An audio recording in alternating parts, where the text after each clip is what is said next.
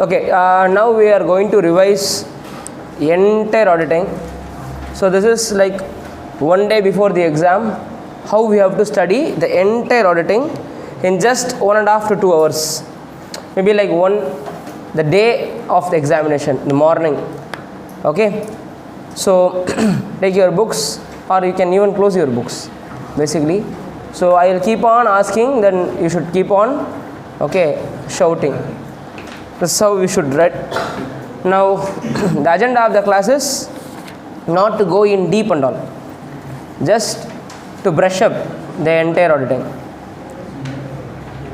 Okay, even you need not shout, I just tell the question as well as the answer, so that we will not discriminate the people who know or who are already completed and the people are yet to start. So let us not discriminate that. Otherwise you will get some goosebumps when somebody is going to tell, but we cannot able to tell. Okay, so just let's listen. Okay, so first we studied what is auditing. So auditing is independent examination, okay, where the entity is profit oriented or not, irrespective of size and nature of the entity. Okay, with a view to give what? Opinion. Okay, now what is the objective of an audit? Objective of there are three objectives. One is whether the finance statements are prepared as per financial reporting framework, freed from material misstatement, arrested due to fraud or error, financial reporting framework. Okay, so true and fair, financial reporting framework, material misstatement. Okay, these three things. Then we studied what the auditor should look into, where all the vouchers are backed by supporting documents, books of accounts are complete, financial statement prepared as per financial reporting framework, okay, and no ambiguous entries, no fictitious entries, okay, nothing is omitted. Assets and liabilities are properly stated, not overstated, not understated. Okay, next. Then we studied an organization called IFAC. Okay, International Financial. Okay, so this AASB, under them, Auditing National Standard Board, they will only prescribe us auditing standards. Okay, AASB, they only prescribes us auditing standards. So in India we also have AASB under ICAI, these two people. So international AASB and our AASB, okay, so they have a common agenda of giving a proper auditing standards.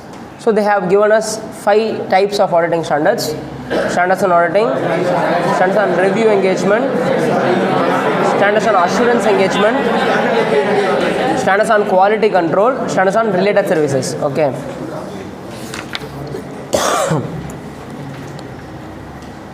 we also have guidance notes. Okay, so guidance notes and statements are called pronouncements of ICAI. Statements are mandatory, guidance notes are recommendatory. So who have to follow the statements now? Auditors have to follow. That is, chartered accountants who are members of ICAI has to follow. Then we studied 2 types of auditors: internal auditors and external auditors. External auditors are called statutory auditors. Okay, so external auditors have to be independent. Okay, internal auditors need not be independent. External auditor scope is already decided in the law. Internal auditor scope is decided by themselves, the management and audit committee. Then appointed under section 138, 139. Okay, scope ellame no padichachu. Qualification CA. Okay, 138 if it's prescribed in 138 internal auditors, then CA or CWA or any other professional. If it is not prescribed an internal audit, so we are doing on our own, then it's not like, no, he need not be a qualified professional. Internal auditors, external auditor should be a CA, and he can be individual or a firm, and he should be independent. Okay, internal auditor need not have independence. Okay, then qualities of the auditors. We studied that he should be integrity, clear-headedness, unambiguous, okay, skill and competence, okay, short temper, you should have good temper, okay, clear-headedness, okay. Then you should have a technical as well as theoretical, okay, and a skill and competence, okay. Then we studied what is fraud and what is error. So error is unintentional, fraud is intentional. Fraud, we have the three types, that misappropriation of assets, misrepresentation of financial statements. Okay, then we have defalcation of cash. Okay, teaming and lading we studied. So postponing the receipts. So misappropriation of assets means like embezzlement of assets, theft, using the assets for personal use. Okay, and here in this misstatements, okay, that is misrepresentation in the financial statements called misstatements. Okay, fictitious journal entries, overvaluation of assets, undervaluation of assets. Okay, those things. Then we studied types of errors also. Principal, okay, omission, commission, okay, compensating, principal. See, why we are doing fraud? Okay, personal profiteering will be there. Opportunity to do is there. Okay, attitude. Okay, opportunity is there. Then image, boost the company's image. Okay, evade tax. Then, so we should understand the fraud risk factors also. Okay, so if internal controls are weak, fraud will all. Okay, it's prone to happen. Fraud will happen basically. Then degree of competition, because of that also people will do products obsolescence, degree of competition. See, generally if my product is getting obsolete, okay, in my inventory valuation my product value will go 0. But if I want to tell the auditor, the management wants to tell the auditor, no, my product has still value. Generally when the product goes obsolescence, okay, the product value becomes 0 because NRV will reduce. So for example, today if I manufacture 3G phones, who will buy? So I have a huge stock of 3G phones. Then it's a product obsolete product. Now what the company will do? They will try to accommodate the value of inventory in their books. But actually it's a fraud, because the value should be 0, because you cannot sell the product anymore. Otherwise you have to dismantle the product. You can take whatever you can use in the higher version, 4G model or 5G model. Okay, you have to take only those parts of the 3G model and you can put there. Otherwise the balance scraps and all should be scrapped and its value is 0, nothing. Can you able to understand? Next, what are the basic principles governing audit? Okay, integrity, objectivity, independence, confidentiality, skill and competence, documentation, evidence, using the work of others, planning, okay, internal controls, okay, internal control and accounting system, conclusion. So we should see whether internal or the basic things what we should see, aspects to be covered in audit. So we will see accounting and internal control systems, whether there is a weakness in the systems, arithmetic accuracy of the books of accounts, authenticity of the transactions. Okay, then existence of titles of the goods, means like fixed assets. Okay, then valuation of assets and liabilities we will be seeing. What are the inherent limitations of audit? Auditors also have judgmental,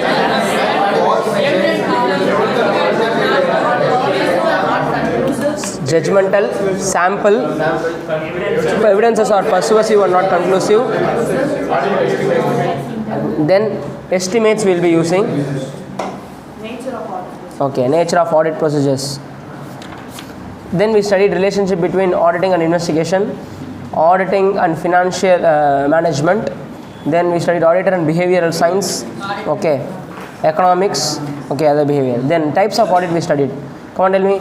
Company audit, tax audit, GST audit, bank audit, electricity board audit, insurance company audit, banking relation audit. Okay, then what is the advantage of audit, independent audit?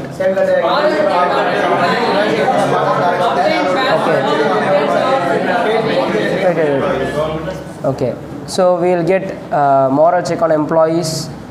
We will have a very good relationship with our employee unions, because they will not say you have more profit but you are paying only peanuts to us. And government, okay, intervention will be reduced, licensing will be possible, and in case of any dispute, trade dispute, or in case of goodwill dispute, settling people, sending out a partner, it will be helpful for us. Tax, okay. Then claiming insurance also.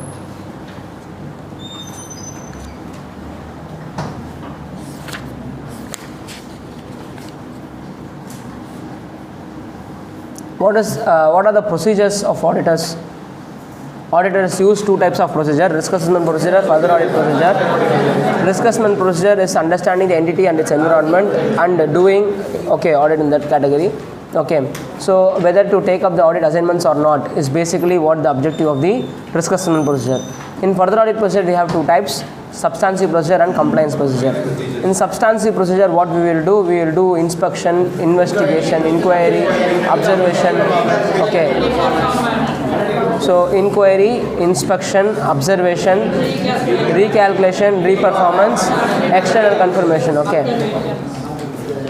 Then in compliance procedure, what we will we will see whether the internal controls are there, effective, manual or automated. Whether they are physically seeing the assets, frequency of performance, whether there is any deviation from the internal controls. Whether it is adaptable to the change in circumstances. Then the audit procedures and the evidence collection. Audit procedure pani what we will get ultimately we will get evidence. So the evidence collection should be like how the evidence should be sufficient and appropriate. So what is sufficiency? Quantity. Appropriate means quality. Now imagine the sufficiency depends on what? Materiality. Then size and nature of the population, and this characteristics of the vouchers. Risks also. Then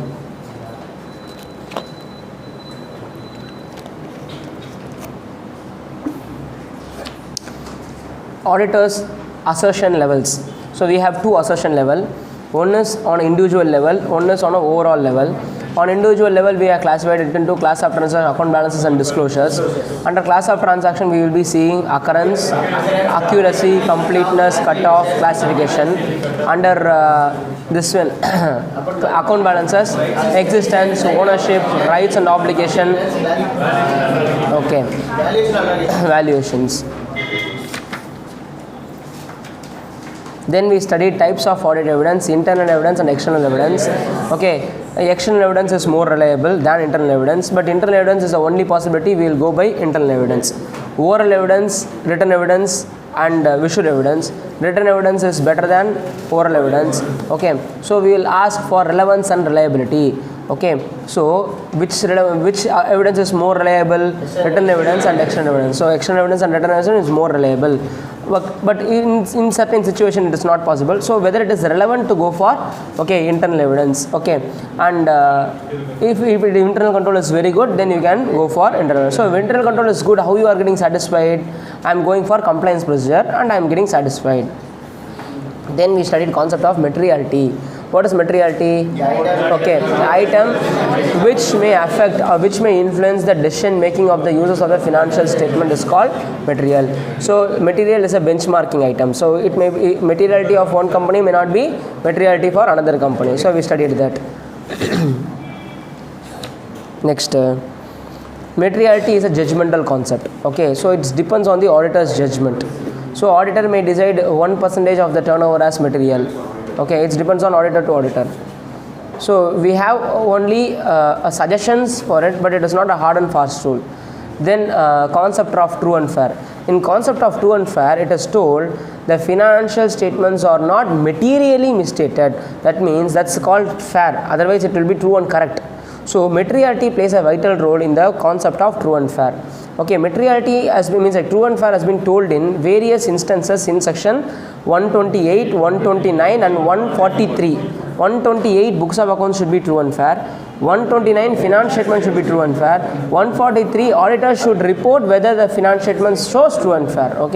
So true and fair has not been defined. Basically, it's not defined, but we should understand. So assets are not overvalued or undervalued, and misstatements are not material. Then we studied what is accounting policy. Accounting policies are the policies followed by the company management, but it should be consistent. And if you are changing the accounting policy, you should write the impact of the accounting policy change. Like from this I have to.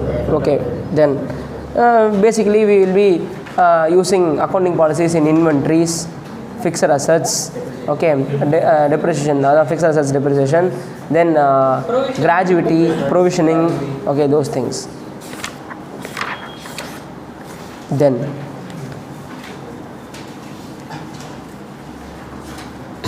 Then we started about audit engagement.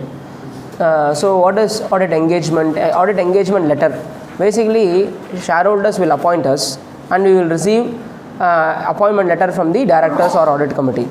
But the auditor can start the audit only after giving engagement letter. So whether engagement letter has to be issued every year? Yes. Okay, it is recommended to issue every year. Generally, why we are issuing engagement letter every year? There may be a change in act. There may be a change in scope because the act is getting changed. Okay.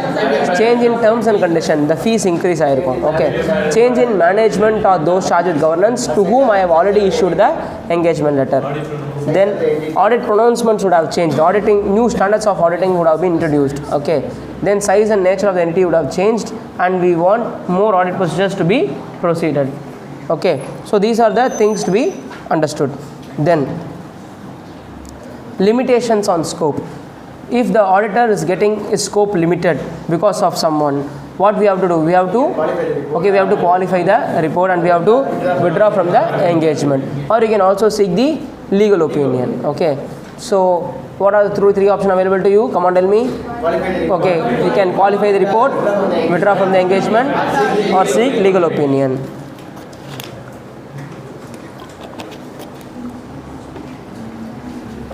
Next step. Sir, what are the 3 stages when you are planning for an audit? Strategy development, overall development of plan, okay, audit programming. So in strategy development, what are the things to be kept in mind? Knowledge of the client, ownership, operation, functioning, okay, types of source of funding, okay, relevant industrial risk, business risk and all. So these are the strategy development. Then when you are planning for an audit, overall development of plan, then you should understand nature, means like laws and regulations applicable for them, okay, then statutory requirements, okay, then what is the new audit policies they have implemented or new things applicable for them, then what is the timing, nature, timing and extent of audit procedures to be applied, then which kind of engagement team can be sent to them, okay, how much human resources I have to apply for them, deploy for them, then whether I can involve experts for them, whether I can involve other auditors for them, or whether I have to use the work of other auditors in audit of these people, okay, communications, then audit programming. What are the areas to be seen, within what time it should be seen, so who should be deployed for what work and how much time should be devoted for each work, and somebody has to monitor it, okay. So you should understand the audit objective, audit procedure, and you should see what are the things to be checked, timing of things to be checked, and allocation of work, okay, instruction to be given based on past experience, okay. We have some advantages as well as disadvantages in audit programs. One is sometimes the people will hide behind audit programs, okay, they will not means like they will not proceed, okay, even though they completed well in time, they will not go for the next work because they will tell I have time as per the audit program. Some people, they want to do more things, but as per audit program they cannot do them because only that work is allocated to you. It will kill the initiative of the article assistants, okay. But program is always an advantage also because nothing will be left out, okay. So it's always better to program first, okay, then you start the audit. Then we studied there are 2 types of audit. One is continuous audit, another one is year-end audit. Okay, continuous audit is a concurrent audit. Okay, it doesn't depends on the book closure and all. It is done to identify the errors then and there. So because of that, the employees will be restricted from the frauds basically. But there is a problem also. Subsequently, they can change the previous entries. So we should make sure employees cannot put backdated entries. Okay, so the system should be so strong. The employees cannot do a backdated entries. That's the thing.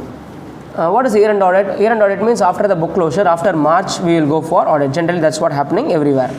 So if the company is so big, okay, means like even listed company, it is mandatory to go for limited review every quarterly.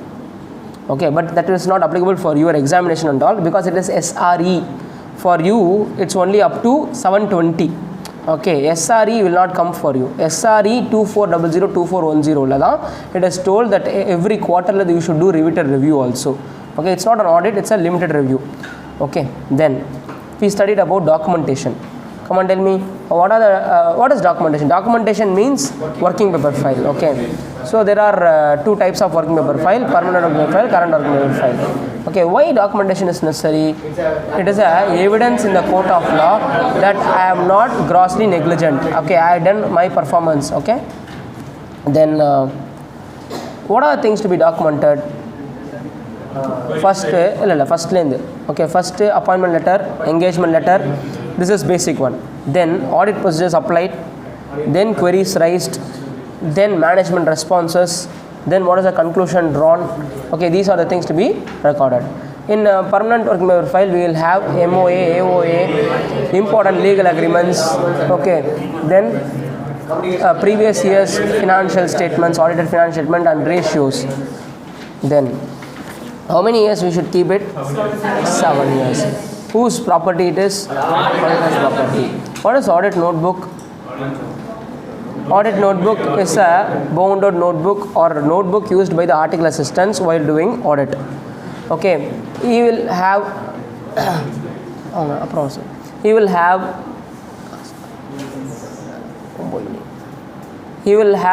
what?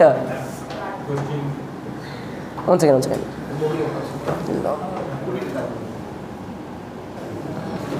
So where we are? Audit notebook. Yeah, audit notebook is a bounded notebook where we'll audit assistants will write these queries and he will get it clarified from the management. But there are certain areas where he have not yet got clarified by the management, so he will be raising it in the query letter. Okay, so query letter should be properly numbered and it should be properly communicated, which we will be studying in 260, 265. Okay, then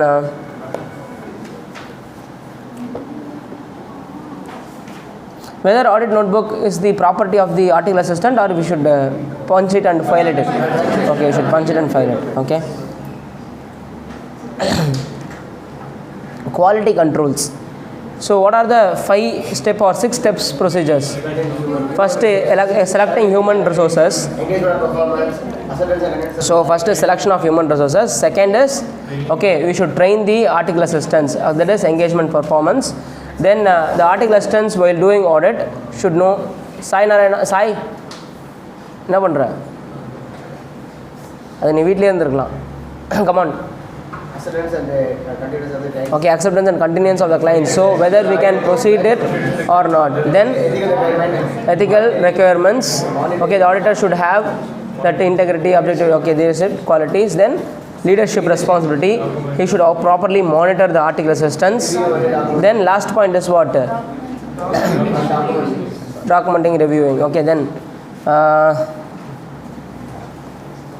what is difference between full audit and test check? Means like walk-through analysis and test check.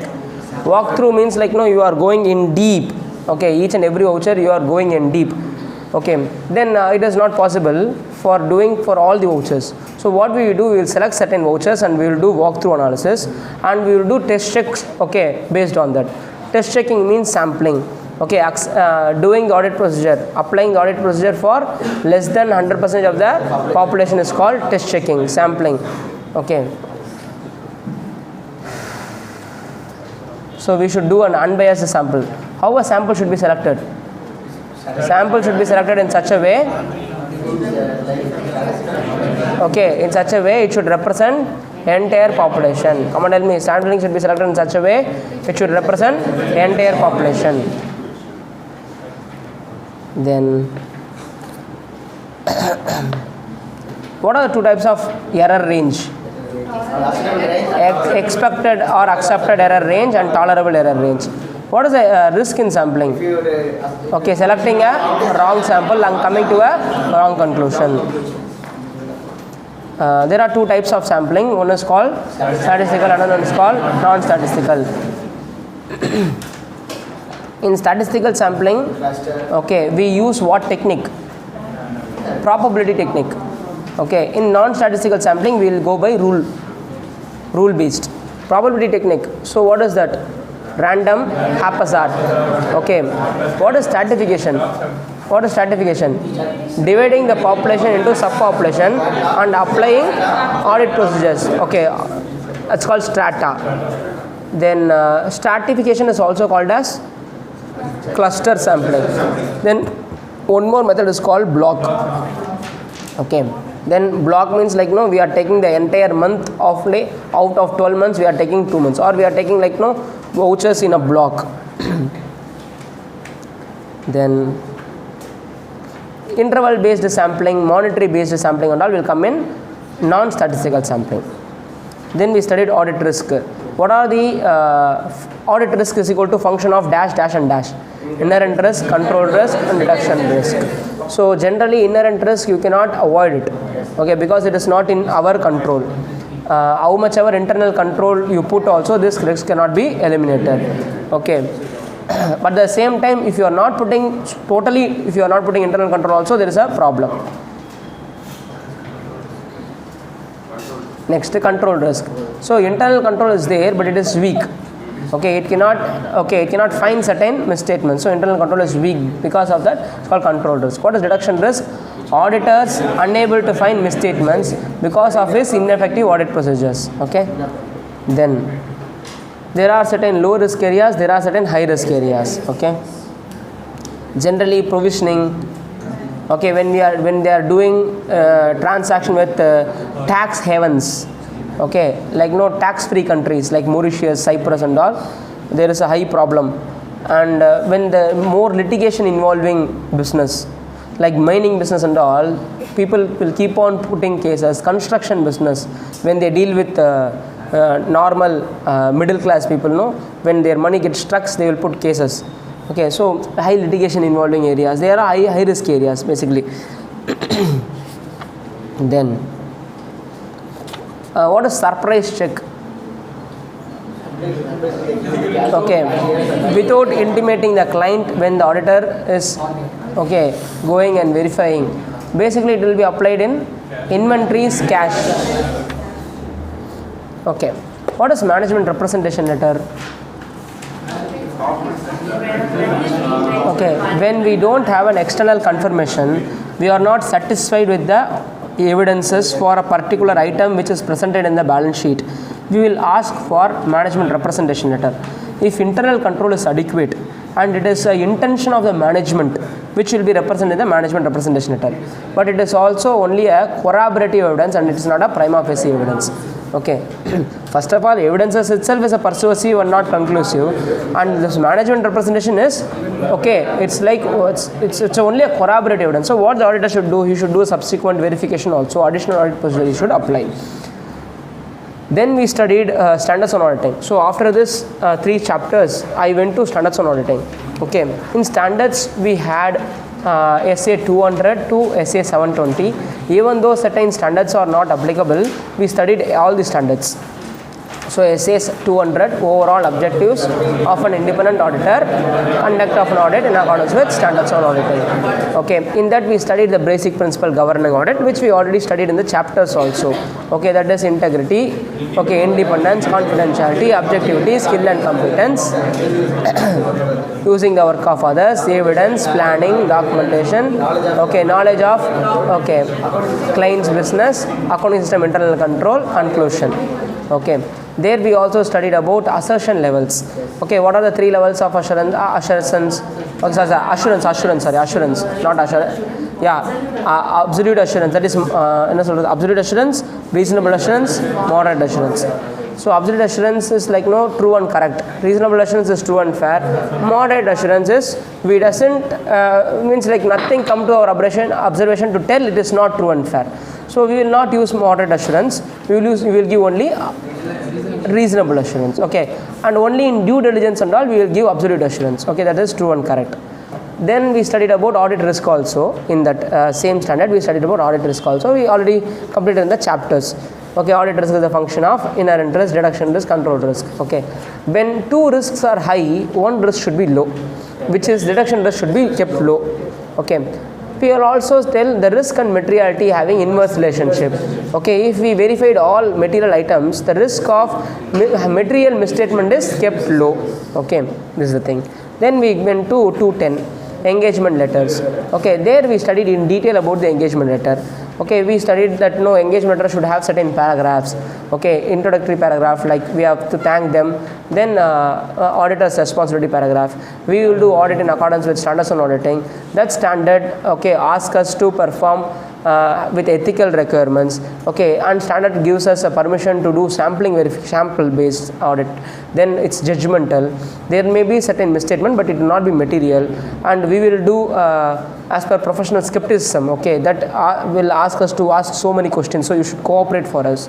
So we should not accept things just like that. No, we should ask so many questions. So we will be using professional skepticism. We will be with professional skepticism. Then we will have evidences, but always tell evidences is only persuasive. We will collect evidences. Internal control we will see, but we will not give any report on that. Okay, and it is a responsibility of the management. Next we studied management responsibility. It is a responsibility of the management to prepare the books of accounts, to prepare the financial statements, to comply with accounting standards and laws and regulations. Okay, and you have to give me whenever I am asking question, you should give. Then we studied about peer review paragraph. Okay, so our audit is confidential only, but this is subject to peer review. One of the chartered accountant will come to our office and see your working papers. Okay, this is then fees paragraph. These and all things to be told in engagement letter. And if you are doing some other additional works like GST audit or income tax audit also you are doing, statutory auditor can do GST audit, not an issue. Okay, then you can write additional things also like this. Then you should ask them to acknowledge this letter and give. So only once they acknowledge the letter, you can start the audit. Otherwise, you cannot start the audit. Then we went to 220. 220 is basically quality control. So the quality control, again we studied in the chapters also, selection of human resource, engagement performance. We should teach the article assistants how to do audit. Then whether to continue with this client or not, we should decide. Then leadership responsibility, ethical requirements, monitoring. Okay, this is also SQC one, also same things will come. Then we went to 230. Okay, same audit working papers, audit documentation only. Just now we studied in the chapters, same things will come here. Whether the client have any right on our working papers? No. Okay, but at our discretion we can give some part of the working paper to him if he wants. Okay, if he asks it, so it's at our discretion. You don't have a right to ask. Secondly, in case if some other authority asks us, then if authority we should give. For example, income tax authority, okay, with the proper warrant they are asking us, CBI with the proper warrant they are asking us, then we have to share. Okay, and you should also tell the client that these people have asked and we have shared. But bankers and all, if they ask, you cannot give. Okay, so confidentiality is very important. Then 240. Auditor responsibility in relation to fraud in the audit of financial statements. So it is not at all the responsibility of the auditor whenever there is a fraud done by the management.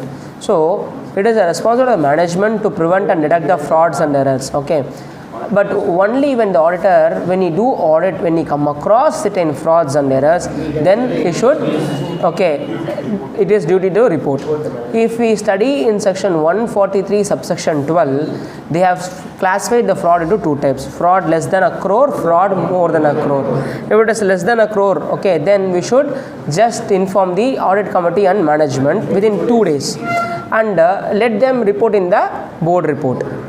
If it is a more than a crore, means like equal to or more than a crore, then you should wait for 45 days to get reply from the management. Whether they are replying or not, ultimately within 60 days from the date of fraud finding, you should give it to central government in form ADT 4. We also studied about fraud in our CARO reporting. In class number 10, we studied about fraud. Fraud noticed or fraud reported. Fraud by the company, fraud on the company. So fraud significance is in various levels. Okay, so we studied fraud in standards on auditing. There's a case laws also for fraud. Okay, Kingston Cotton Mills and Sons and SP Cattersons and Sons. Okay, in Kingston Cotton Mills Limited and Sons Kingston Cotton Mills Limited, SP Cattersons and Sons. So in that we studied, and one is auditor is a watchdog and not bloodhound. So he is not responsible for the frauds and all. Okay, only what is his duty is to tell the management in case if he finds a fraud during the audit. So he is not the investigator to find the fraud. He is not appointed to find the fraud. While doing audit, if he finds any fraud, he should give the okay. Then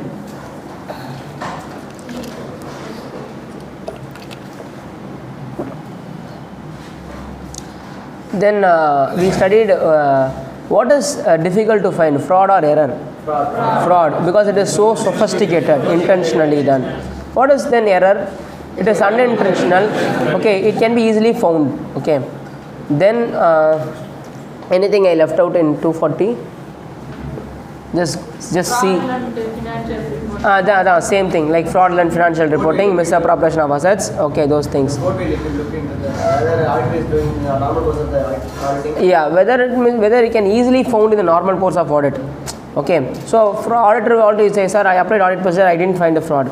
So court will see whether it is very easily to be base even if you a normal audit panna, if it is easily to be found, then the court will say auditor is grossly negligent. Okay, then we'll go to if the fraud only if it is deeply laid, then the auditor will not be responsible. Okay, then 250. Come on, consideration of laws and regulations. So laws and regulations. See, auditor is not well versed in all the laws and regulations, but we should see what are the material applicable laws and regulations. One second. Deepika, avanga book irukka kuduttiya? Thank you. Okay, now so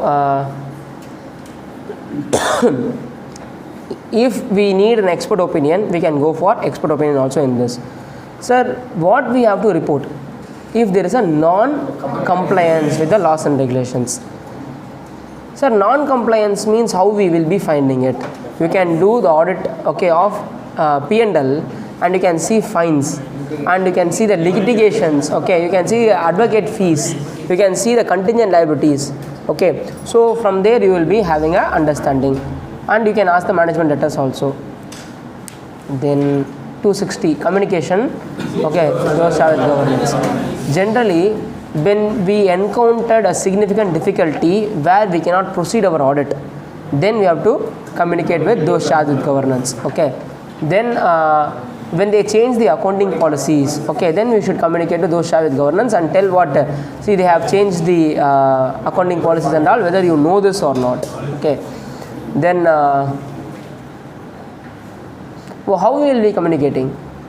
Okay, written is best. Okay, and you have to make some format of query letters or think, and you should mention some numbers in it, so that you can continue with number 1, number 2, and if some query letters, okay, if not answered, you can in the second query letter you can mention the first query letters also, and at regular intervals you should raise the query letters. Okay, it's not like one day before the final reporting I will be raising. Okay, very often. So this and all you should decide in the engagement time itself. Okay, at what time I will be raising query letters, etc. Communication with those governments. Then see, in case if a fraud done by an employee, we will be escalating to management. If the fraud done by management, we will be escalating to those charged with governance. So generally we will not escalate very oftenly to those charged with governance. Only if the management is not responding properly, then we will be given to those charged with governance. Okay. See, always error can be rectified and fraud cannot be rectified. Fraud can be only disclosed. Okay. So what is the reason for fraud now? One of the reason is internal control weakness. That's what we study in section SA 265. So deficiency in internal control. So when there is deficiency in internal control, what we will do? We will immediately report to management, and if it's not responded properly, then we will give to those charged with governance.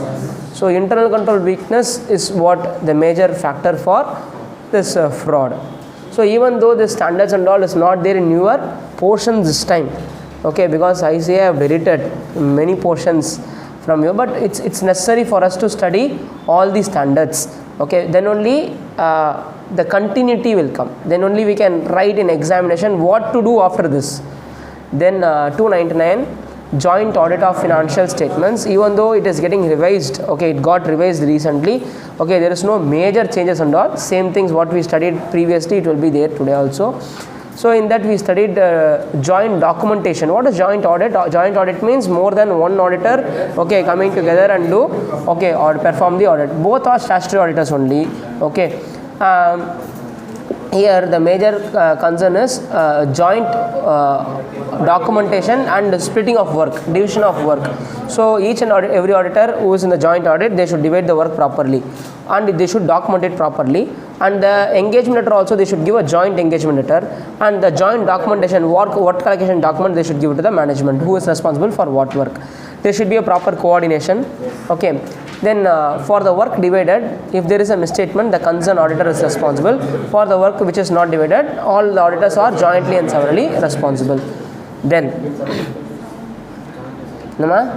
in that we also studied in case whether if 2-3 auditors, okay, want to give unqualified opinion, but one auditor wants to give a qualified opinion, whether majority binding minority, nothing like that, both auditors can give a different opinion. One auditor in his audit report, in the other matter paragraph, he should, okay, mention that other auditors have given, okay, that they have given a qualified report, and he should mention. Then what is the problem in joint audit? Psychological issue, ego clash, okay. Then division of work will not be proper, coordination may not be proper, division of work may not be proper. Actually it is the duty of auditors to communicate with others whenever the other areas they have seen in, okay, in their work, okay. But they should properly discuss, they should have meetings and regular intervals. What is the advantage? Pooling of resources, Yes. okay, burden of work will be divided, but at the same time the fees is also getting divided, okay. So efficiency of audit will be high. It will be finished in less time. Yeah, it will be finished in less time. Audit will be finished in less time. Next we will go to 300, planning. So 300, 315 and all we should see together. So in planning, what are things to keep in mind? You should understand the client's business, how they operate, etc. Then strategy formation, planning and programming. So effective and efficient audit. So planning should be dash but not dash. It should be flexible but not rigid, okay, because sometimes what we plan may not be happening in the field. So sometimes we have to change the audit planning and the number of days to be worked, etc. Okay. So strategy formation, understand the ownership, understand the entity structure, understand the operations of the entity, sourcing of funds, okay.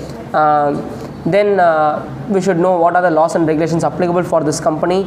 Then we should know whether experts should be involved here, whether other auditors should be involved here, whether joint audit is here, okay. Then how many people should be deployed, what is the time period within which we have to complete, what are the areas to be seen, okay. Then all those things we have to properly monitor it. Then we have to see the assertion levels, whether there is any risk factors are there. So by using risk assessment procedure we can see the risk factors, and we can use assertion level like class of transaction, account balance and disclosures, like occurrence, completeness, classification, cutoff, okay, here in existence, ownership, rights and obligation, valuation and all we have to see, okay. These are the planning stage and all. So 300 and 315. In case if there is a risk, okay, then we should see whether it is material or not. So for that we should understand what is materiality. So materiality has two types. We already studied what is materiality. Materiality means an item is said to be material if it affects the decision making of the use of the financial statement, if influence, okay. So materiality for one company may not be material for another one. Materiality is a judgmental concept. It's called benchmarking. There are two types of materiality. One is actual materiality, another one is performance materiality. An item may be individually may be material, or in aggregate it may be material. Okay, that will say performance materiality. So the materiality level below the actual level is called performance materiality. So in this what we will do, we will see whether small item, okay, they are doing mistake, put together it becomes material. So one level below the actual materiality level. Okay, then sometimes even immaterial items become material, okay, fines, okay, non-compliance of laws and regulations, so even immaterial items become material. Then we studied 330, auditor responses to assess risk. This we have to merge it with 500. Okay, auditor used to if he finds risk, okay, then we should increase the audit procedures. So then we have to go to 500.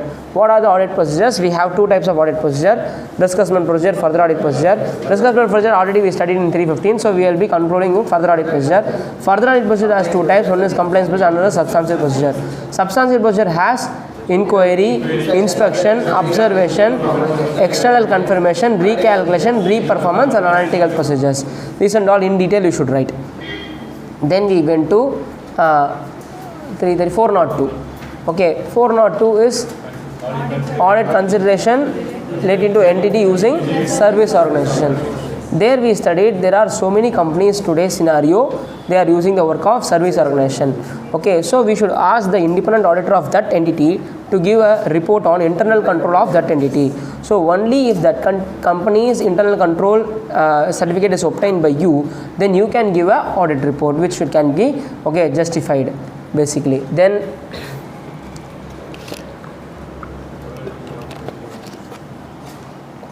in that we can ask them user manuals, technical manuals, and kind of type 1 or type 2 or tier 1 or tier 2 audit reports. Okay, and how much their work is important in your company. Okay, if their work is having a significant role in your company, then you should ask for best audit report, and experienced auditor should only be involved kind of. Then we studied 450, evaluation of misstatements. In that we understand what is a misstatement definition. Okay, what should have been presented and what is presented is called misstatement. We study only material misstatement, we should focus us more. Okay, and immaterial and all we can leave it. So if it is material misstatement, then we should escalate to the management and those charged with governance. Then if it's not been rectified, then we have to communicate with shareholders in our report. So if there is a misstatement and if it is material and it is subject to certain areas, then we will modify our opinion but we will be using only qualified opinion. If there is a material misstatements but it is not subject to certain levels, that is called pervasiveness. Pervasiveness. Okay, I cannot restrict the misstatement to a particular area. Okay, pervasive means I cannot tell exactly where it is. Okay, if there is a back pain, okay, but we cannot tell exactly in which area it is. I can say I am having a back pain, but okay, it's not exactly. Okay, like that. Pervasiveness means I cannot restrict it to a particular area. Subject to this, everything is okay. Okay, for example, a man is a very rude fellow. Somebody didn't like him. If they can tell that because of his short temper I didn't like him, then this is called not pervasive. Okay, I didn't like him because basically he is a worst fellow. Then it's not like it's a pervasive. Pervasive means I cannot tell exactly because of what reason I didn't like you. Okay, so that kind of if going concern is getting affected, we cannot tell subject to going concern everything is okay. Going concern is the prima facie everything. It's a primary assumption. Okay, so tomorrow a person will die. Subject to that, everything is okay. So it's not like that. So in that kind of thing, we have to give adverse remark. Okay, so this material misstatement in 450 plays a vital role in audit report. Then 500 we just completed. Then we'll go to 501, specific consideration for selected items. In that we studied inventories. Inventories lab we will go for verification. Okay, auditor is called as observer in inventory verification. So there are two types of verification system they will be following. One is year-end verification system, another one is perpetual inventory system. Okay, then we studied contingent liabilities litigations. So there we have to see the audit reports of the previous years. Then you should ask for management representation. There is no other than this contingent liability or everything has been disclosed properly. Then what we asked, we will be seeing the fines or advocate fees and all. Then segment reporting. In segment reporting there are three things: segment assets, segment results, and segment revenue. So based on 10% of the turnover or 10% of the total profits or 10% of the net worth, which has been deployed in a unit, or a product segment, we will be splitting this into segmental. So whether the company segment reporting is applicable or not, whether they are properly developing. There are two types of segment. One is product segment or business segment, another one is geographical segment. Only if product segment comes, then geographical segment has a major role to play. Then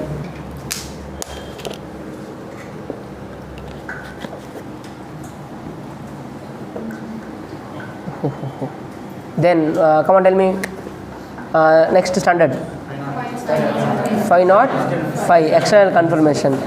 Okay, so which evidence is more reliable? We studied. Okay, external confirmation is the reliable evidence. In that we have two types of confirmation letters: direct confirmation letters. Okay, confirmation received through management. Okay, so what we have to do? We should directly ask confirmation from the clients. Okay, the client means like what is that? The debtor and creditor of the company. Okay, we should not ask the debtor and creditor to report to the company so that the company will give it to us. We should ask directly from them. To ask that, you should get authority. Okay, so we should get authorities.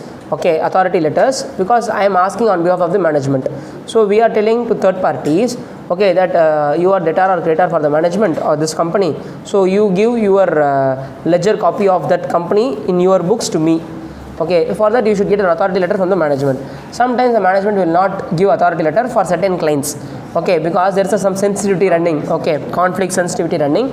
So if it is real, okay, if it is satisfied that there is a real conflict or something running between them, then you can, okay, consider their request. But that is for only one or two fellow, not for everyone.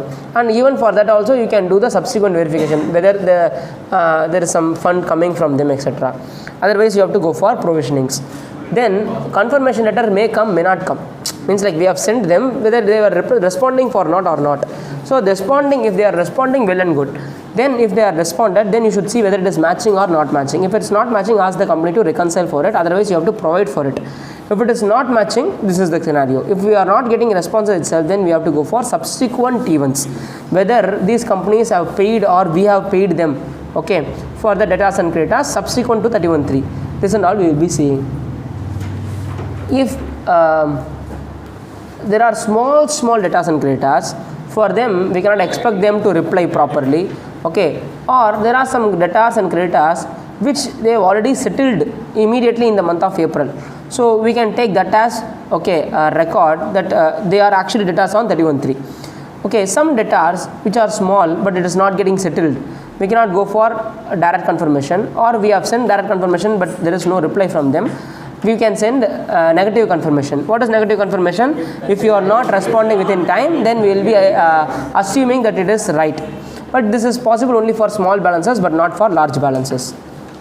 Next, 5.10 initial audit engagement and opening balances.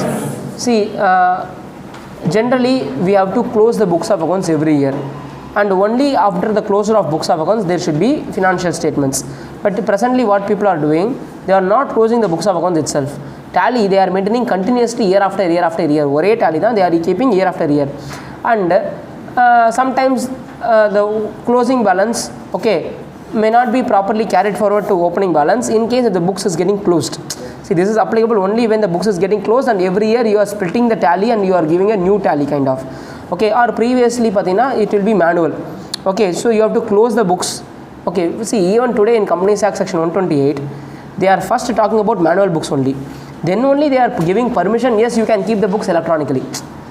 Can you able to understand section 128? If you read, they are telling about books of accounts, how to maintain, etc. Then they are giving permission, the books can also be maintained in electronical form. Okay, the books can be maintained in electronic form, but you should maintain a server here. If you are maintaining books in cloud, then you should, okay, inform us the IP address. These things and all told in one section 128. But basically, can the books of accounts of the companies be in physical form? There is no problem in it. So if it is in physical form, then in this opening balance issue and all will come. But presently this fight and all is not greatly affecting us. But if you are a continuous auditor also, okay, whether you should do fight and na question mark, then its answer is no. Only if I am a new incoming auditor, I have to see the fight and I have to use the audit procedures. Okay, 1 second.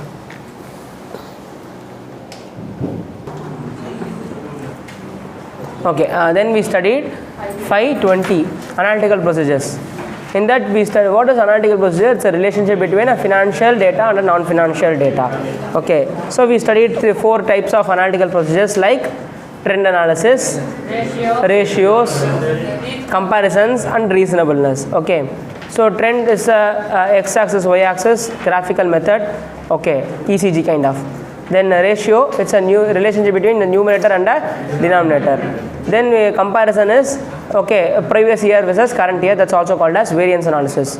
Reasonableness is asking question whether it is possible to have this kind of expenses at this point of turnover. So if we spend this much, then how much we spent last year to achieve the turnover. So we have to see the reasonability of the expenses basically. Then analytical procedure is also called as overall financial statement assertion. Okay, because we will not see individually in deep. Once the financial statement is ready, we will be doing analytical procedures. That is the reason it's called as substantive analytical procedure. Separately, they will be calling this word as substantive analytical procedure. So it is one of the overall financial statement assertion. Then 530, sampling. We completed in detail in the chapter itself, sampling. Then 540, auditing accounting estimates, including fair value accounting estimates on disclosures. Now, accounting estimates means we will be using accounting estimates where there is no precise means of measurement. Okay, we don't know exactly how to be measured. So that's the reason we will be using an estimate, an approximation. So we have two types of accounting estimate. One is normal accounting estimate, another one is fair value accounting estimates. In normal accounting estimates, what we will see, it's like a normal provisioning. Okay, for example, provision for depreciation or provisioning for expenses, payables basically. So these are not normal estimates. But fair value is like inventories. Okay, when the fixed assets are disclosed in fair values. Okay, then investments. Okay, current investments. Okay, NRV, that is net market value or the inventory the NRV or current investments market value or cost, whichever is less. So market value we will be getting it from stock market, so stock exchanges. So this is fair value basically. So if the estimates are reasonable, no issues. Estimates are the responsibility of whom? Management. So they should take the reasonable estimates. If the estimates are unreasonable, what we should do? If the estimates are unreasonable, what we should do? Auditor should ask them to rectify.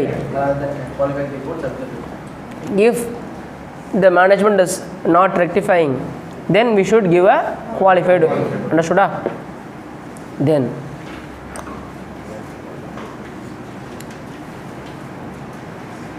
see, generally it is one of the recalculation. Estimates recalculation will come in estimates. Okay, so gratuity provisioning and all, if the management puts, you can do some recalculation. It's also estimate only. Gratuity also, it's an estimate. Depreciation workings and all, you have to check whether they are properly calculated depreciation. It's only estimate, but it's a proper calculation should be made. Then so estimates, the word is whether it is reasonable or unreasonable. That is the main thing. Then 550, related parties. Related party transactions, one of the fraud risk factor transactions. We should see whether it is an arm's length price or not. Then what are the types of approval to be obtained? First, audit committee, board resolution. First, board resolution and audit committee resolutions. This is in the same category. Then, if the amount is crossing the threshold limits, we should also go for ordinary resolution in the general meeting. If the transaction is in arm's length price, no issue. If the transaction is not in arm's length price, also only issue comes. And we studied who are related parties. For a company, holding company, subsidiary company, associate company, joint venture company, and subsidiary of the holding company, then key managerial person, directors and their relatives. For relatives definition, we studied father, mother, brother, sister, son, daughter, spouse, and including steps except daughter. Then we studied there are certain registers to be maintained in Companies Act, section 189, and accounting standard 18 has to be followed in notes to accounts, when they are disclosing related party transaction. Then they have to follow section 188, we already studied. So income tax law, we have to see the returns, whether who are all related parties for the companies. Then minutes book also we should see. What are the major investments made? Okay, minutes book. MBP4. That is a format of 189 register. MBP4. And you should ask every director to give MBP1 also. MBP1 is the letter which the manager, every directors will say these are the related parties for me. Okay. Then we will go for 560 subsequent events. Events occurring after the balance sheet date. Now, subsequent event is even occurring after the balance sheet date, but till what? Till the signing of audit report. This is SA 560. But in AS4 we will be studying till board report. Okay, directors signing the board report. So, in most of the scenario, practically I am telling you, 95% audit report and director report are in same date. Okay, so there is no differentiation between AS4 and SA 560 practically. But the standard is also saying after auditor's report, but before the AGM, if something great happens to the company, you should go to the AGM and tell these things to the shareholders. Okay, that is the reason in section 146 the auditor is attending the general meeting. So events has two types. One is adjusting event, another one is non-adjusting event. In adjusting event we will be putting provisions in the books of accounts. In non-adjusting event we are not putting provisions, we are just disclosing in the notes to accounts. So there we studied what is adjusting event and what is non-adjusting event and all. So for example, fire happened after 31/3. This is a non-adjusting event. But a debtor become a bad. Okay, then it's an adjusting event. Okay, a case already is pending. Now the judgment came against us. Then it's an adjusting event because it is also already a contingent liability in your case. Okay. Then 570 going concern. Okay, this is the prima facie primary assumptions of every company. Okay, in case if we are not following this going concern, if we are not having going concern, then auditor will give an adverse remark. Okay, adverse remark. There are three indicators affecting the going concern. One is financial indicator, operating indicator, and other indicators. Okay, so financial indicators. What will example, negative cash flow. Okay, you cannot pay the statutory dues, you cannot pay the employee dues, you cannot pay the honor the creditors commitments. Okay, these are all what example for? Okay, then what is operating indicators? Non-availability of raw material, resigning of key managerial person, employee strikes. Okay, then emergence of new competitors. Okay, then working capital and all financial indicator. Okay, then we will go for other indicators. Okay, government has changed their policies. Then natural calamities. Okay, what is material uncertainty paragraph? It is used by the auditor in case if he is not satisfied properly that there is 100% going concern. Previously we used emphasis of matter paragraph. Then 580 written representation. Okay, if there is no external evidences available and management intentions are the only evidence, for example, an investment which is marked as a long term. So management intention is the only evidence available for us. So we will go for management confirmation letters. But if they are not giving because they don't know how to give, then we can write our understanding and ask it acknowledged from the management. If they are totally not giving, not signing only, then we will go for qualification because we don't have any other evidence to justify it. So we cannot satisfy ourselves for the particular item, then we will go for a qualification. See, just because we are getting a management representation, it is not a evidence, it is only a corroborative evidence. So you should always look for some other evidence. Okay, some subsequent audit procedures you should apply. Then we studied 600 using the work of another auditor. So another auditor here means component auditor, which may be a branch or a subsidiary or associate. Okay, they are also a principal, means they are also statutory auditors only. Okay, they are not like internal auditors, and they are also statutory auditors. For example, banks are having so many branches. All the branches will be giving the audit reports to the head office auditors. So head office auditor have to consolidate and he has to give. In case if there is a misstatement at the branch level, the branch auditor should have pointed out in his audit report. If he has not pointed out in his audit report, then what we will be doing?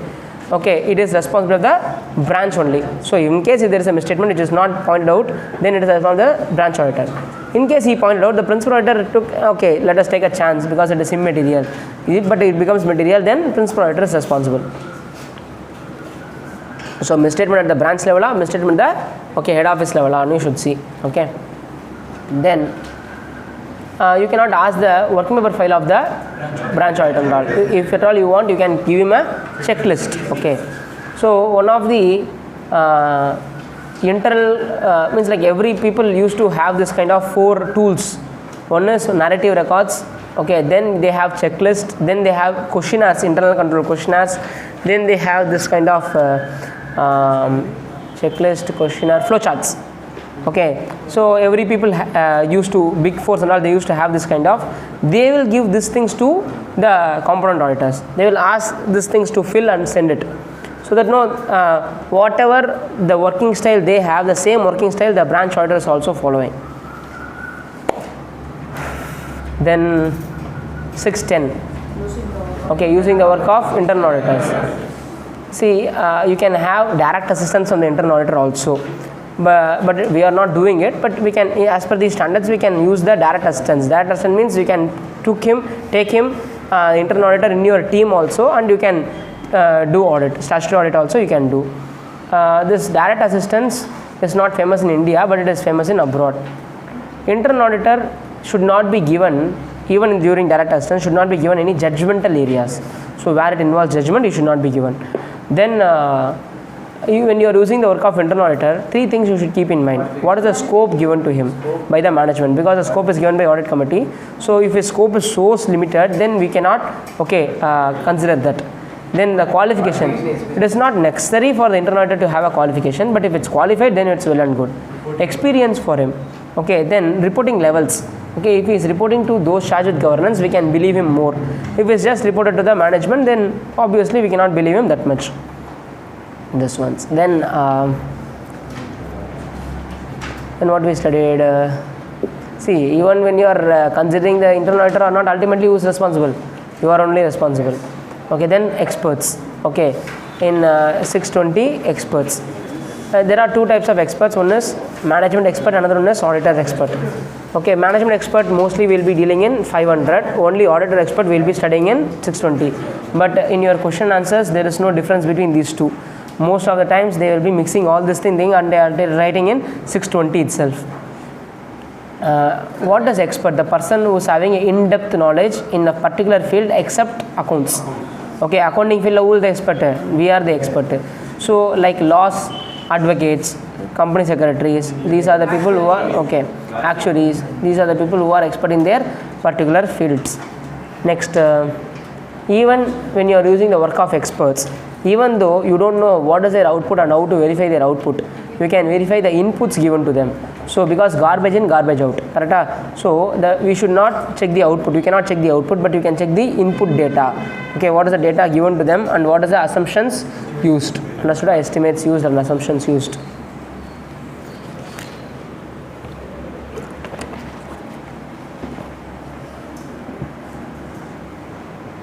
Then 700, okay, forming an opinion. In that we studied there are 2 types of opinion, unmodified opinion and modified opinion. Modified opinion will be seeing in 706, unmodified opinion in 700. True and fair view unaffected is 700. True and fair view is somewhere affected means 706. Okay, there we studied the audit report, full audit report types. But for your examination, you need not study the entire audit report and all. Should know, okay, true and fair view report you should given or not.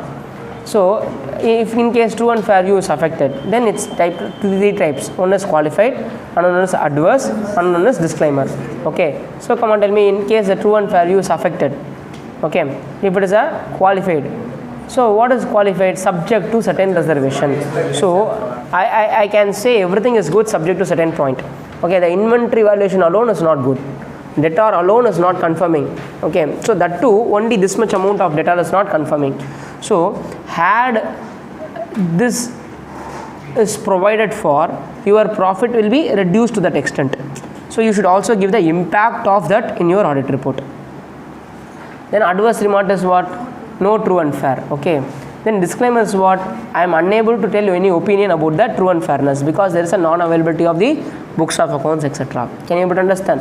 Then next we studied 701, okay, key audit matter paragraph. There we studied 5 points.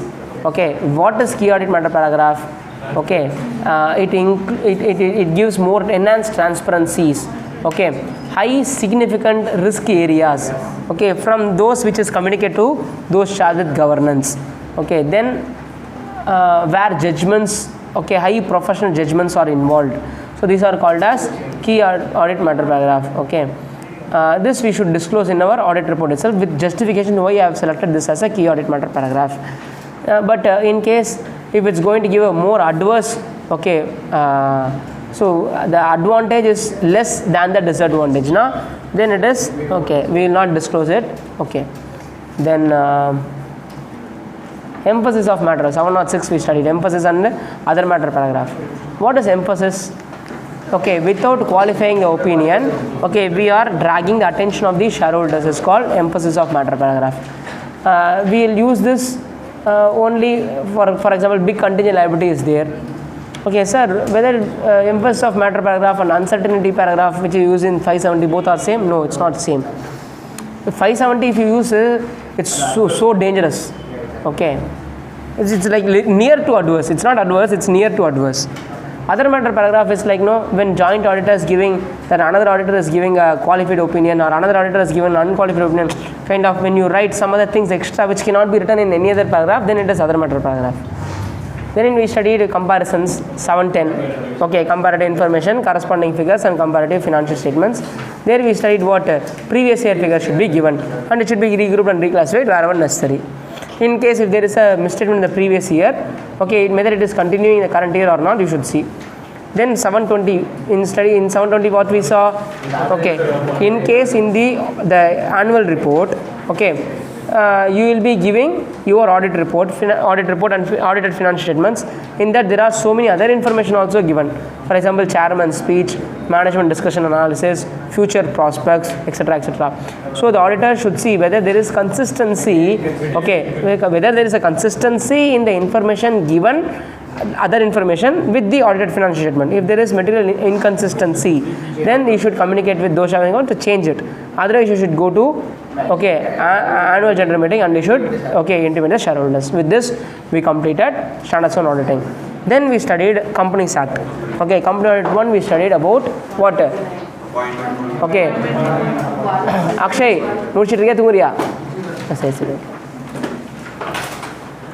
first we studied appointment of auditors in section 139. We studied 138. Okay, internal audit alone we studied from the previous chapter, from the books of account chapter. In what we studied, when internal audit is compulsory, if it is listed company it is mandatory, if it is unlisted public company having turnover of 200 crores or more, loans outstanding exceeding 100 crores, paid up capital 50 crores or more, deposits 25 crores or more, private limited company turnover 200 crores or more, outstanding loans exceeding 100 crores. Who has to do internal audit? CA, CWA or any other professional as the board may thinks fit. Okay, in section 138 it is very clearly mentioned CA, CWA. Only when 138 is not applicable to a company, only then they can, any other person can do internal audit. 138 applicable ana, only these people can do. Okay.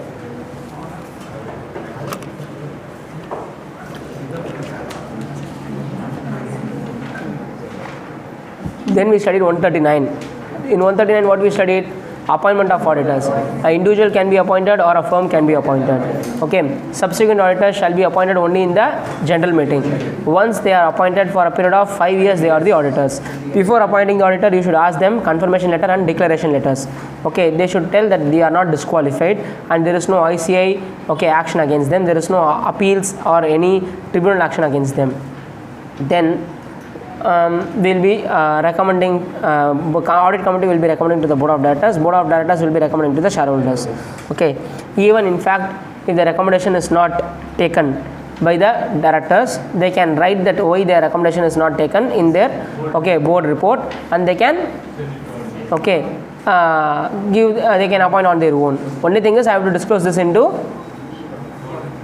come on, I have to disclose this in the board report. Okay.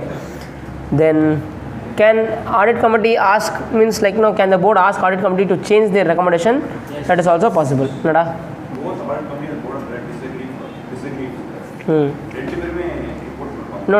Audit committee will not give any report. Board only will be giving report. Okay. Then shareholders will be appointing the auditors. ADT 1 has to be filed within how many days? Within 15 days to ROC. ADT 1 has to be filed. Then, in case if the firm is appointed as auditor or the individual is appointed as auditor, you should see whether the company rotation is applicable or not. So what are the companies where rotation is applicable? Okay, all listed companies. So come on, tell me, listed companies. Public company having paid up capital 10 crores or more or borrowings 50 crores. Private company having paid up capital 50 crores, borrowing 50 crores. 50-50. Sabd Britannia 50-50. Very no, okay. So private company na Britannia biscuit na. Now, in case the rotation of audit is applicable, a firm can do audit of 2 terms of 5 years. It is not 10 years. It is 2 terms of 5 years. So second term I have to reappoint. Okay. In case of individual, 1 term of 5 years. Then they should go for a cooling period of 5 years. Okay. Then we studied how a subsequent auditor of a government company is appointed. CA, Comptroller and Auditor General of India will appoint. How the first auditor of a non-government company will be appointed. Board of Directors, in the board resolution, within 30 days they should appoint first auditors. This person will be continuing till the first AGM, conclusion of first AGM. Okay. Then in case if they fail to appoint within 30 days, shareholder have to appoint within 90 days from incorporation. Okay. In case first audit of a government company, CNAG has to appoint within 60 days. If CNAG fails, next 30 days. Board of Directors next 30 days. That is 60 days plus 30 days. In case the Board of Directors fails, it is shareholder within 60 days from the CNAG's failure. Okay. So 60 plus 60 is equal to 120. So what is the maximum cutoff? Is 120, and in that non-government company maximum cutoff is 90. Then in case there is a vacancy, we should see the vacancy is due to resignation or other than resignation. If it is resignation, then in both the case the board has to fill the vacancy within 30 days, but if it is in resignation, it should be ratified within 3 months. Okay. If it is other than resignation, okay, it's not necessary to get ratified by the shareholders. Okay. This is called casual vacancy auditor. Okay. So this auditor will hold the position only till AGM. There the shareholders can appoint another auditor, or this person can continue with the approval of shareholders. Then removal and resignation. If you have to remove the auditors, what is the procedure? First we should get the special notice. Okay. After receiving the special notice, what we should do? Board resolution has to be passed. Special notice in the shareholder. Okay, shareholder will give the special notice. Then the board of directors have to pass a board resolution. Then the board has to go to central government in form ADT 2. Okay, within 30 days they should go to central government. Central government will give approval. After that they should conduct a EGM. In EGM they should pass a okay. In EGM they should pass what? Special resolution. Okay, once after special resolution passed, the auditor is removed, what we should do? Within 15? Okay, okay, we have to remove the auditor. You have 2 options. One, in the same EGM itself, you can appoint another auditor. Okay, in case if in the EGM another auditor you cannot appoint, then leave it to the board. They will appoint one casual vacancy auditor. Can you able to understand?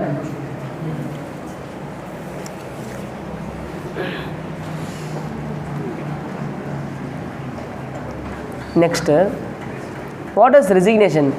Resignation means one auditor is resigning. So if you are resigning, it is your wish to resign. So you have to give to 3 people. Resignation letter to be given to Board of Directors, resignation letter to be given to ROC, resignation letter to be given to C&H. In case if you are a government company auditor, you should mention the reason for it. Okay, in ROC ki ADT 3 format. Then see, removal can also be done by tribunal.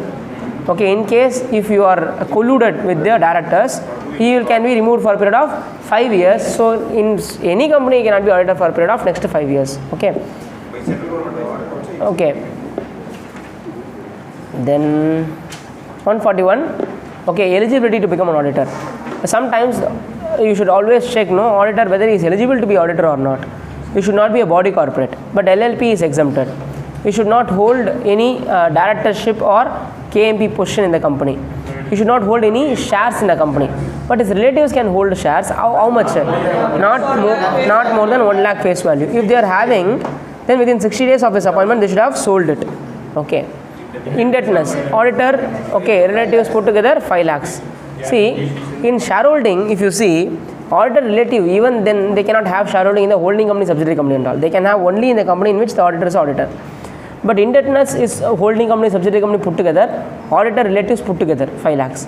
Guarantee 1 lakh. Okay. Then if he is removed by the court, he cannot be auditor for a period of 10 years. If he is removed by tribunal, he cannot be auditor for a period of 5 years. He should not have any business connections. Okay, what is business connection? Okay, business connection means, okay, other than the following 4. Following 4 they have given, like stay, travel, then food, hospital. These 4 are not at all business connection. Other than this, anything if you are transacting with your client, you should do it in arm's length price, like ordinary course of business. My client is a furniture manufacturer, I need a furniture, I am asking from him and he is supplying, I am paying the money. So this is arm's length price. Okay, so this is not business connection. If you are having business connection, then you are disqualified. Okay, you should not have, and your associates also should not have, then relatives also should not have. Then we studied 142, remuneration. Audit fees includes fees paid, payable plus reimbursement of expenses that you should disclose in the financial statements. So reimbursement expenses is a new thing. Okay. Then so shareholders only generally fix the fees, but generally it is now given to board of directors. So shareholders will pass a resolution that the board will fix the fees. They will pass a resolution. Then 143, okay, powers and duties of the auditors. Okay, what is a prima facie duty, primary duty? Now first you have a power also, have the access to the books of accounts and visit branches. Okay, ask information, explanation. Okay, then what are the inquiries to be made by the auditors? Come on, tell me, what are the inquiries to be made? Whether any loans given are prejudicial to the interest of the company. Loans given based on security properly secured. Mere book entries, okay, whether it is prejudicial to the interest of the company. Cash received, they are telling that shares are issued for cash, but cash actually not received. Okay. Then any personal expense of the director charged off to revenue. Company is not an investment company or a banking company. Much of the assets are investment assets which are sold at less than cost price. Okay. These are the inquiries to be made. Then what kind of report you should give? Okay, whether books of accounts are complete, whether the financial statements are prepared as per the books of accounts, whether the financial statements comply with the accounting standards. Then whether any director is disqualified, whether any money to be transferred to IEPF is properly transferred, whether provision has been made for litigations and claims which has to be provided for, whether provision has been made for long-term contract, derivative contracts which needs to be provided for. These are the audit report points you should write. Then in case if there is a fraud, okay, under section 143.12 you should report. Okay, then in case as an auditor you should follow standards on auditing and accounting standards. 143.10 and 11 it's mentioned, 9 and 10 it is mentioned. Then CARO. So we studied about CARO. In CARO we studied whether whether for the company CARO applicable or not. Okay, so we will study CARO afterwards. We will finish it once we company sector first part we will finish it. So 143 144 we will go. Sir 143.13 or section. What does that section means? In case I am communicating about fraud to central government and all, I am compromising on my confidentiality. Correct? See, audit is between you and me, correct? And I have to give only the report. But I am saying something else. I am doing to central government and all. So whether there is a compromise in the confidentiality, actually yes. So whether any action can be taken against the auditor, actually yes. but 143.13 comes to safeguard the auditor. So in case if you are disclosing this kind and all, it is not what compromise on the quality of the auditors. Then confidentiality la compromise kadiyadu. This is what 113. So no one can sue you in this regard. 144 is what? Prohibitions on certain things. Okay, restrictions on certain. What are the things you should not do? Accounting, bookkeeping, internal control. Okay, actuarial services, investment banking, then advisory services, management services, implementation of information system services. You should not do on your own or through associates. Okay. Then we studied 145. Okay, duties. Okay, that is duty to sign audit report. You cannot cry after doing the audit. Okay, sign. Okay, you can say clean opinion or you can say adverse opinion or a qualified opinion. 146, auditor have to attend the general meeting. If he cannot go, you should have sent qualified representatives, CA, qualified representatives. If they cannot go, then they should get specific exemption from the shareholders. Okay, okay, or you can amend the AOA. Okay, exempt the auditors from attending general meeting. See, it is his right to attend. Okay, but it is not mandatory. Even if he is not attending, shareholders can exempt him. Then 147, penalties. For the company, it is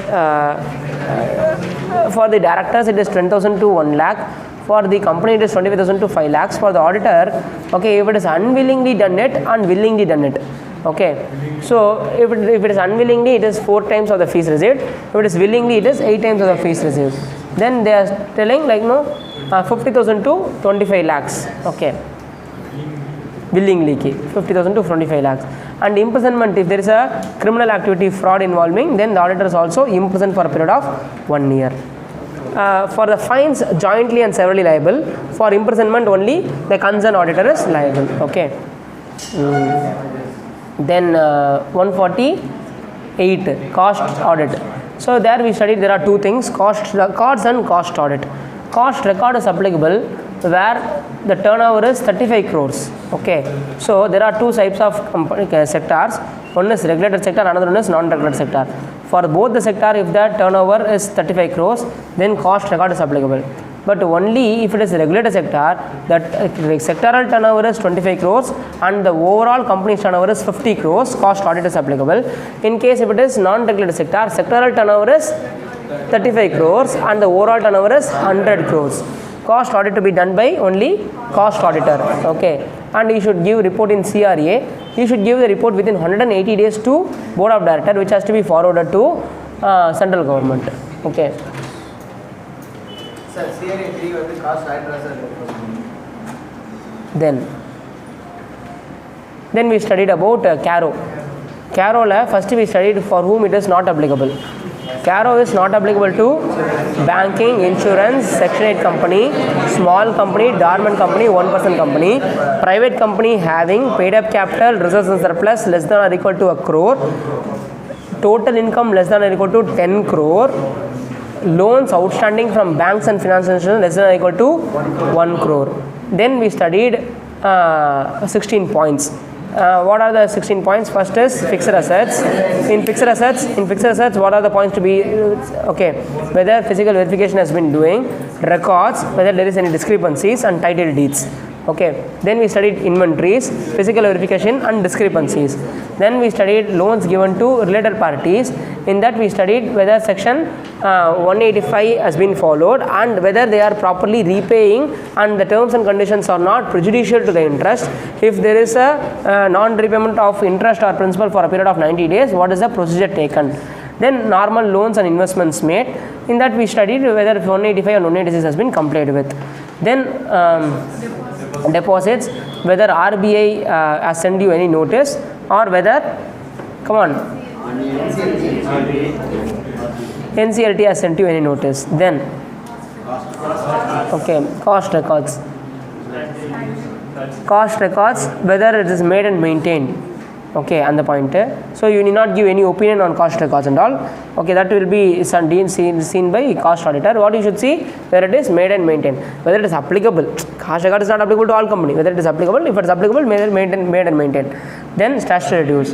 Okay, there are two types of statutory dues. One is disputed dues, another one is undisputed dues. In undisputed dues, you should just say whether they are regular in payment. Whether if it is arrears, it is 6 months arrears. Okay, if it is disputed statutory dues, what and all you should disclose? Amount, forum, okay, year to which it is belonged, okay, adalla you should disclose. Then what? Come on. Okay, application of money which is raised. Okay, through what? Okay, IPO, FPO, public offer, or 2 term loans. So you should use only for the purpose it is utilized. Whether you are using for any other purpose, you should. Next, fraud on the company, by the company. There is no materiality here. Fraud na fraud da. So on the company, by the company, noticed or reported. Then remuneration, managerial remuneration to be given based on which section? 197 of the Companies Act, read with schedule 5.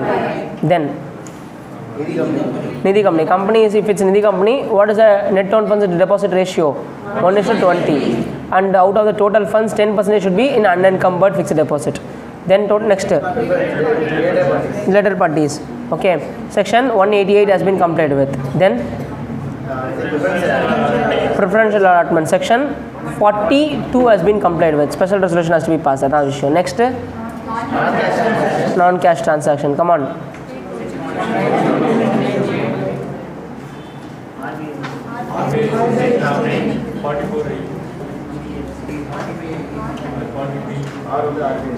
So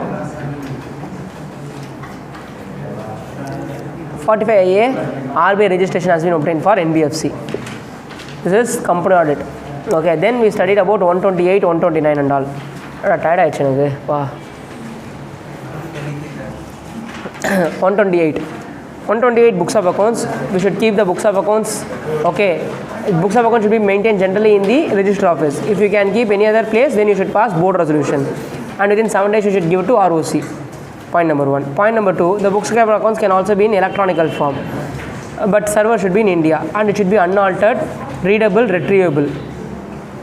Then, in case if it is kept in cloud, you should give the IP address. Then can the books be inspected? Yes, the books be inspected by whom? Director. Can the director send the agent? Yes, the director can send the agent and he can verify the books of accounts. But you should pass board resolution for it. Then 129 financial statements. Okay, come on, tell me financial statements. What are the 5 components? Balance sheet, profit and loss, cash flow statement, notes to accounts, changes in equities if any. Then you have to comply with accounting standards. If there is going to be any deviation, okay, you should disclose in the schedule 3 format. You should follow. It should be true and fair. In case if you have subsidiaries, you should consolidate it. Then we studied 130 revision of finance statements by tribunal. Okay, there is no time limit. For a period of 8 years they can go.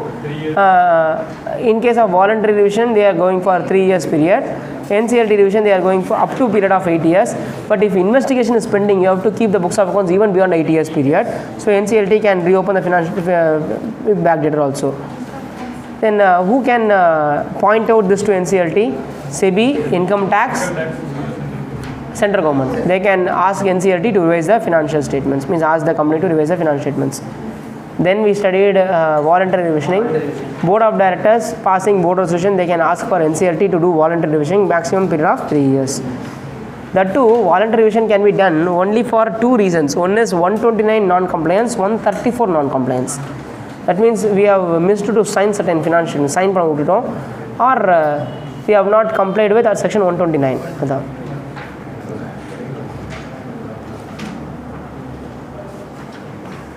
Then 134, signing of financial statements and board report. Who have to sign the financial statement? Okay, auditors in audit. Chairman, if he is authorized. Okay, 2 directors.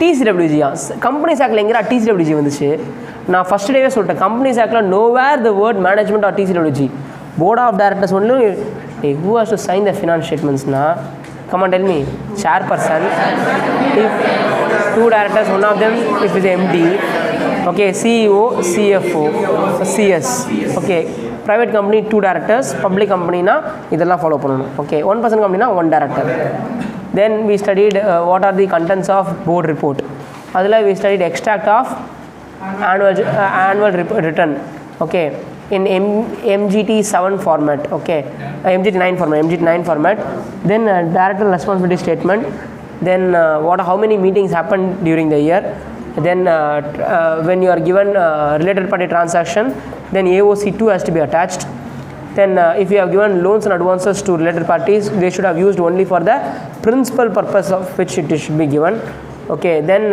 conservation of energy then technological observation okay then சொல்லுங்களேன்டா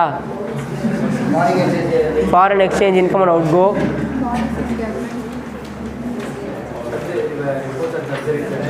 performance of subsidiaries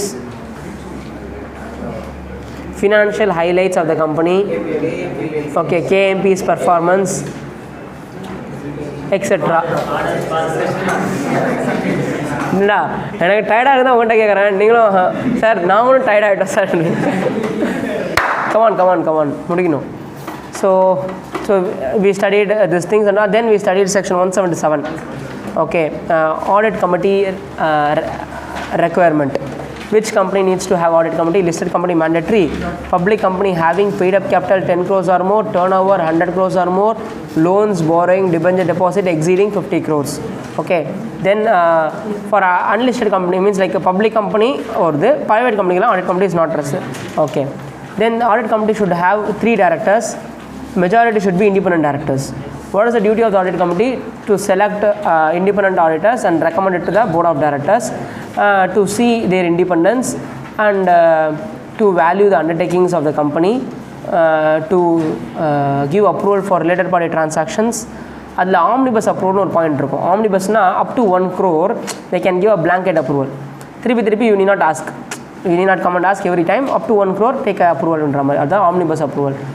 then there is something called vigil mechanism also audit committee generally they will have vigil mechanism see அவ்வளோலாம் you will not go in deep so for which company audit committee is applicable அவ்வளோதான் போதும் next we studied 179 okay powers of board of directors they have power to borrow funds they have power to call for money okay they call money then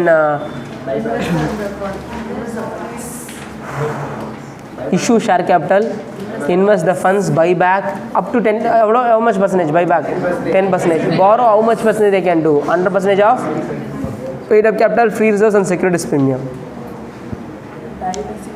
diversify the business political contribution and all okay if they are going to borrow can they delegate their power yes borrowing investing power and all can be delegated to whom MD full time directors or a committee can be formed for this purpose then 180 restrictions on powers of board what are the restrictions if the company wants to sell or dispose of an undertaking either wholly or substantially they should take special resolution buyback beyond 10% up to 25% special resolution borrowings beyond 100% of paid up capital and free reserve securities premium come on special resolution டேய் ஸ்வாஹான்னு மட்டும் தானே சொல்ல போகிறீங்க ஃபுல்லாக நீங்கள் special resolution அதை மட்டும் தான் சொல்ல போகிறீங்க அதை கூட சொல்ல மாட்டீங்களாடா ஆமா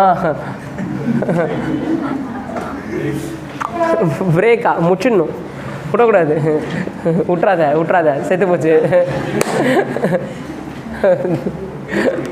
ஆண்டி போயிட்டாங்க doctor இழுத்தபடி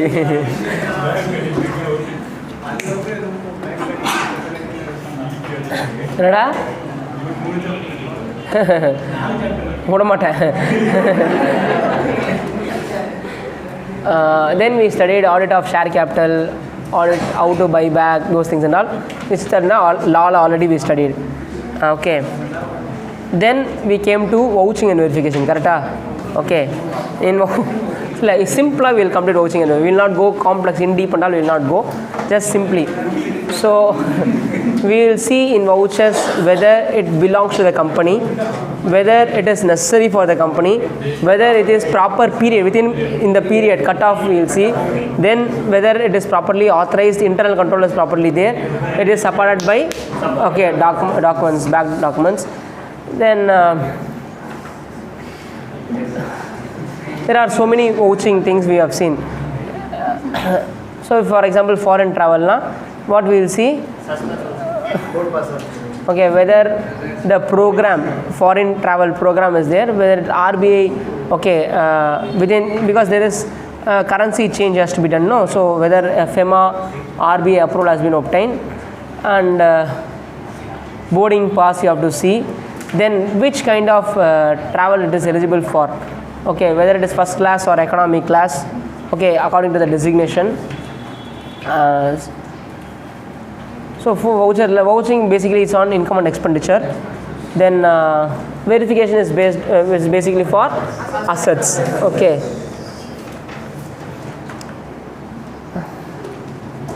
Then we study special audits. Okay, in special audits, what we have seen is like basically we can split the areas into income, expenditure, assets and liabilities, and special points. In that, what and all incomes points? Income, subscription point you can write, government grants, dividends, interest, income from immovable property, okay, then sale of services, interest, okay, then expenses, maintenance and upkeep expenses, salaries, depreciation, medical expenses, disposal of inventories, then pilferages. So we have studied 10 incomes, 10 expenses. Assets, okay, land and building verification, inventories, okay, goodwill. So we have studied 10 assets. Then liabilities. Time enada? 9 okay. 8:55 okay. சொல்லுங்கடா. Outstanding payments, statutory dues. Okay. Then what are special points we have studied?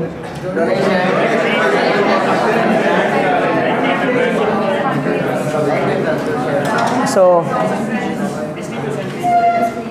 come on, tell me. Donations, lifetime subscriptions, corpus funding, government grants,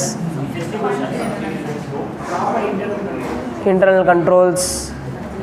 Okay. So each and every item, if you put 2 to 3 points, if each and every point, if you point 2 to 3 points, then special audit is over. See, it is very easy to get exemption at this juncture because you have 30 marks MCQ. Thoroughly study my question bank, thoroughly study my concept book. You need not buy any outside books for MCQ. If at all you can do, you can download some apps which is available free of cost in the Play Store. Okay, so play the MCQ. They will make some question complex. Okay, don't worry about it. It's keep on learning. Even if you answer 1000 MCQ, 1001th question will come in your exam. Okay, you have to live with it. Okay, nee ethanna examiner unak mela jitten. Okay, so you should understand all these things will happen. It's only our preparation. See, when we are preparing, we should not sacrifice, okay, any amount of preparation. Okay, we should be fully satisfied. We should justify our preparation. Okay, and time available is very limited. Okay, my job is to complete the entire portion and to revise, which I have done. So I have done my job. I will keep doing my job because I will be keeping test series for you. But the thing is, even for revision, 35% of the class is absent. Okay, if I am going to have revision test, okay, it will kill me if you are not writing, because I am that kind of person. If people are not responding, if people are not writing, it will depreciate me. Even if I have 5 students, if they have 100% attendance, their level of happiness is huge. If I have 50 students, but I have only 25% in the class or 35% in the class, and a huge sum of people are absent, it used to kill me. Okay, I will have a doubt whether my teaching is bad. Why people are not turning up? Why people are not waking in the morning and coming here? Okay, so all kind of questions will run into my head. So if you are not going to write test, or if you are not prepared enough to write test, if I am sending the question paper but I am not getting the answer sheet, all these things will kill my initiative and it will depress me basically. That is the reason I am focusing on people who are accepting my invitation to come to class, etc. So for those people I have to be more genuine, correct? I should give 100% or 200% of me. But the problem is you have a diminishing margin of utility. Means whenever you join the class, for first 2 class you will come, then one class leave poduva, then you will become like a chief guest. Okay, you will come, sometimes you will not come. Okay, like no, it's because the friends you are getting in the class, it's because the teacher, it's because your lifestyle. Okay, ungal kudumba kashtam irukalam, I don't know, but I can see a diminishing margin of utility. Before then it's coming like this. Okay, if it's going to diminishing margin of utility, okay, if you are salichi pochi padichi okay padipi, so if it's going to happen, I am telling you, only God can save you. Okay, because you will become lethargic. I have seen people who are very good in knowledge, but they will not study properly. They will say tomorrow, day after. Procrastination. No one can save you from yourself, because it is your attitude to postpone. Okay, unless otherwise the attitude is changed, nothing can happen. You cannot blame anyone for your failures, because everyone have to do their duties. I have done my duty, you should start studying. That is your duty. I have given concept book to you, I have given question bank to you. Okay, you should keep on studying every day, 10 to 15 pages you should complete. Okay, because I told you before result, group 2 should be over. Okay, whoever completed a group 1 examination, who are waiting for their exam results, before the result you should complete group 2. At least major subjects, ITSM or auditing, you should complete. Okay, because you will lose the focus. Okay, if it is pass, then the focus will be high, first group. If it is fail, the focus will be lost. But then we have to write all the 8 papers in this examination. Appo our focus should be high, and we have very limited period. Previously, result to exam you have 3 months. Now result to exam you have only 1.5 months. Not 2 months also, you have 1.5 months only, because the result we don't know when it will come. So all these things we have to keep in mind, and you have to write revision test also, model test also. Okay, only if you are ready to write test, then you ask me, sir, I am ready to write test, this is my mail ID. Okay, so you all have my contact number. I think you all sent me in WhatsApp that you are attending my class, and I have stored you your name and this batch also. Okay, this is 4th batch of letspassCA, so I have stored you in 4th batch of letspassCA. So I know you individually, personally, and by name I can point out you. So once I get a message from you, I am ready to send question papers. So if I am sending to all, that is waste, because people are not ready to write. So only on your request I am going to send, and I am not going to charge anything from. Okay, it's absolutely free of cost, but it's your responsibility, because you paid fees, okay, for that, and it's my responsibility to make you pass. Thank you for attending the class. Keep writing test. Okay, once you are ready, you ask me, I will be sending you. So come, I think from next week daily morning accounts class will be there. ITSM is also almost complete. Since it is old syllabus, new syllabus, portion difference, it's keep dragging. So I asked Arvind to complete before even foundation results comes முன்னாடியே முடிக்க சொல்லியிருக்கேன். so that no only accounts will be pending for you, and for new syllabus FM economics. But we are waiting for the result because the numbers for new syllabus is less. We are waiting for the result. Once the result, next day FM and economics class will start, and only FM and economics will be pending. That will be completed as soon as possible. Okay, thank you so much. Bye bye.